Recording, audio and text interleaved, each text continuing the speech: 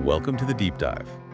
Our mission today, really, is to cut through the noise and give you a shortcut to an artist who is, well, she's fundamentally reshaping how we even think about sound. Well, We're diving into the world of Nala Sinephro. and this deep dive, which is drawn from a really fantastic column analyzing her work, it all centers on one question.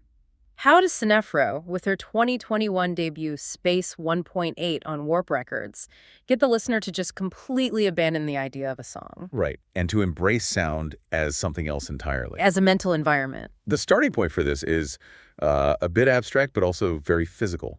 It's this idea of sound as breath, or even fine particles in the air. Exactly. And that suggests that listening to her isn't about, following a melody. It's more about feeling the actual air around you begin to change. Which is a huge shift in focus. It's a profound shift.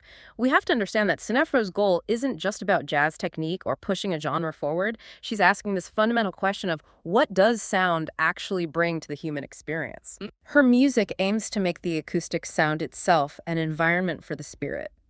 Think of it as architecture for your mind, built from nothing but sound. Music is architecture. I like that. Right. It feels intentional, stable. It is. And the really surprising result is that the music creates this experience where, well, the source says the universe breathes in the stillness. You suddenly realize the music isn't something you're just consuming. It's acting on you. It is. It's transforming your body into a resonator. You are physically vibrating with the quiet she creates. Okay, let's establish some context here. When we talk about the jazz resurgence in the UK, especially over the last decade, we immediately think of that high-energy, very kinetic sound from South London. Right. You know the names. Sons of Kemet, Nubi Garcia, Shabaka Hutchings, Moses Boyd. They maximize energy. So where does Nala Sinephro, whose work is all about quiet, fit into that? Well, she is an essential part of that London scene, but she came at it from what the source calls the side of silence. The side of silence. Yeah. While so many of her peers were pushing the boundaries of rhythm and, volume, she was maximizing space and introspection. That contrast is really important. Yeah. So if the dominant sound was this sort of polyrhythmic, beautiful chaos, her response was structured calm. It was. And her unique sound vocabulary, this seamless, almost liquid movement between the warmth of the acoustic harp and the unpredictable textures of a modular synth, that was all forged right there in the London Jazz Club, the Total Refreshment Center. In the crucible of it all. Exactly. And her background is key here. She has St. Lucian and Belgian roots, and she was simultaneously studying rigorous classical music and electronic acoustics.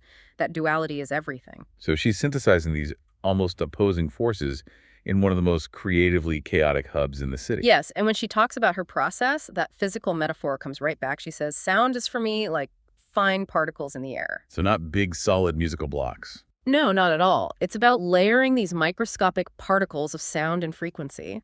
And this layering, it allows her to stretch and refract time itself, almost like light through a prism, instead of just marking time with a beat. That makes a lot of sense. So if the music is built on that philosophy, how is the album itself organized?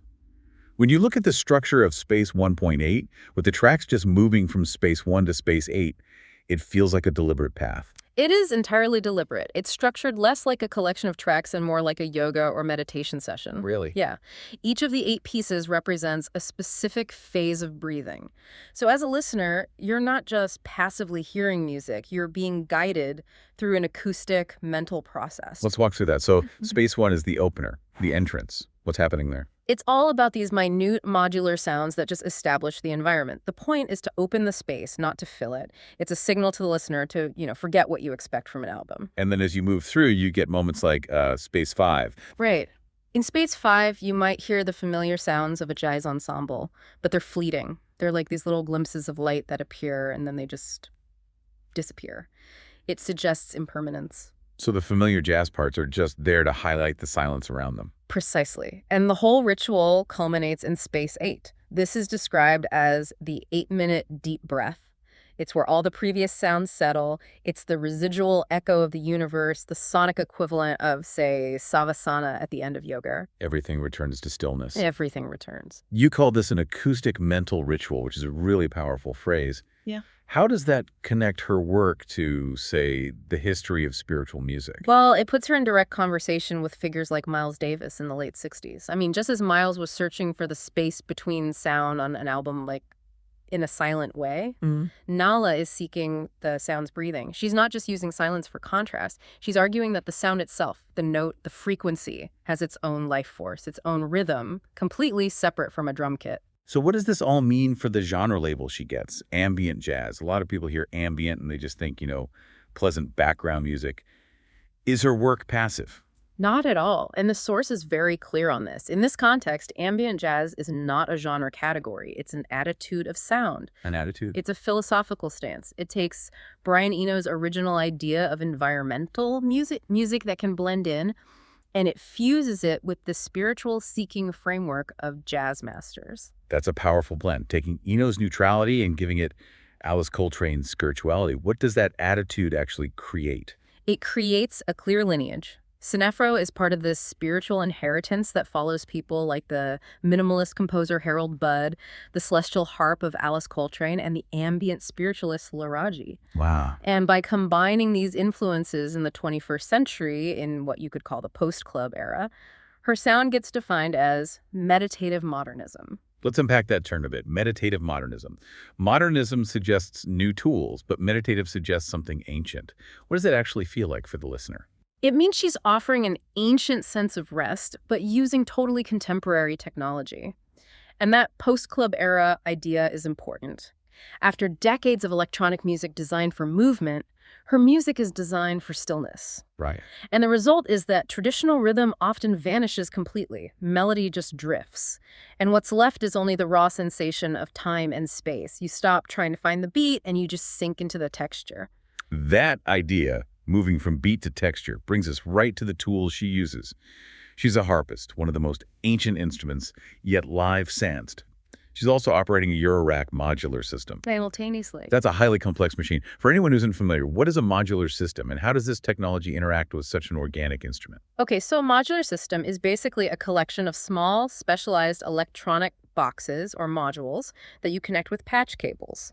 Unlike a normal keyboard synth where everything is fixed, a modular system lets you literally rewire the sound in real time. So it's a machine built for constant surprise, for flux. Exactly. And the machine itself becomes an extension of her improvisation. The physical act of patching cables is part of the performance. Her setup is incredibly sophisticated, but it's designed for deep warmth, not harsh noise. She's using these complex modules to create textures and movements that surround the harp. It sounds incredibly engineered. Yeah. So how does the source square this complex machinery with the spiritual goal? That's where it offers this really beautiful idea. It describes her whole setup as a respiratory apparatus of human and machine. A respiratory apparatus. Yeah. The analog warmth from the synths, it neutralizes that cold electronic feel, so the synthetic sound just envelops the harp's resonance instead of fighting it. The machine is literally breathing with the instrument. This elevates the whole thing beyond just making music into what the column calls technology's prayer. Technology's prayer. That's fascinating. It suggests the machine is being used for spiritual ends, not just technical ones. It shows that she believes that the path to deep internal quiet in the 21st century requires mastering the complex tools of our age. And that connects perfectly back to why this is also relevant right now. We're all coming out of this period of global anxiety, information overload, noise and speed were constant. So why is this music so important? Well, the source argues that music like Sinephro's isn't just passive healing, which sort of implies you're already damaged. It's a proactive form of resistance. Resistance. Yeah, it introduces this concept of silence as politics. Now that is a provocative idea. Yeah. How can silence be political? Isn't it just escapism? See, that's the common view. But the argument here is that in this framework, silence isn't passive rest. It is a deliberate political act of self-care against the world's relentless noise, its speed, its constant demand for our attention. So by choosing stillness, you're fighting back. You're fighting back. Society tells us we have to accelerate, consume, react. By choosing stillness, you are actively recovering your own natural inner rhythm. So listening to music that forces you to slow down is like casting a vote against the speed of culture. It is. It's about choosing to inhabit the moment, instead of always looking ahead or reacting to something outside. Listening to her music becomes this determined act of returning to your inner self. And that serves as a declaration of slowness against society's pace. That gives it such a rich context. We started by questioning the idea of a song, and we've ended up questioning the speed of modern life itself. Sinephro's work really gets its power by ignoring genre and focusing on sound's fundamental, almost physical impact on our internal landscape. Exactly. It's sonic meditation. And what's the hope in that? The hope embedded in this new wave of ambient jazz is that the simple act of intentional listening can once again become an act of connecting with the world. Not escaping it, but truly engaging with the present moment. The beats of her harp, the textures of her synths, they're like the breath of the universe itself. Quietly, but certainly alive. That is a profound idea to end on. So for you, the listener, maybe consider how you approach sound and silence in your own life. When you choose to listen, are you looking for an escape? Or are you making that conscious declaration of slowness to recover your inner self? That's something powerful for you to mull over and explore on your own.